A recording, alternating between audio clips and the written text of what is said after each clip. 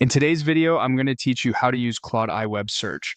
By the end, you'll know exactly where to click, how to start a fresh conversation, and how to turn on web search so Claude can pull in up-to-date information and cite sources for you. First, head to Claude's website. Once you're on the homepage and in your account, you'll land in the main workspace where you manage conversations.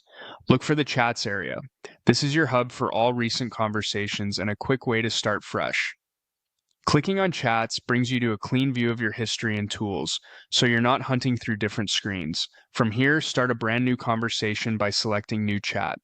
Opening a new chat keeps your topic focused, which helps Claude keep context tight and your results relevant. You'll see a blank message box at the bottom, ready for your prompt.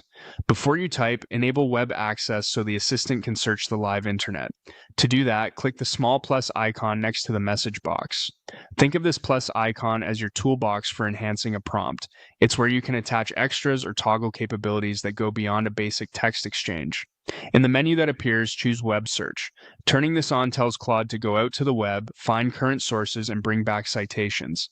It's especially useful for anything time-sensitive, like recent news, updated statistics, or fast-moving topics where accuracy depends on the latest data. Now type what you want to research. Be specific and include helpful context, like the time frame, region, or audience you care about. For example, instead of asking for market trends, try key market trends in the past 12 months for the renewable energy sector with sources. The clearer your question, the better Claude can focus its search and organize findings. After you submit, Claude will search, summarize what it finds, and list sources so you can verify details. If the results feel broad, refine your prompt by adding constraints such as a date range or the kind of source you prefer, like government reports or peer-reviewed studies. You can also ask follow-up questions in the same chat, and Claude will keep the context, saving you time. That's it.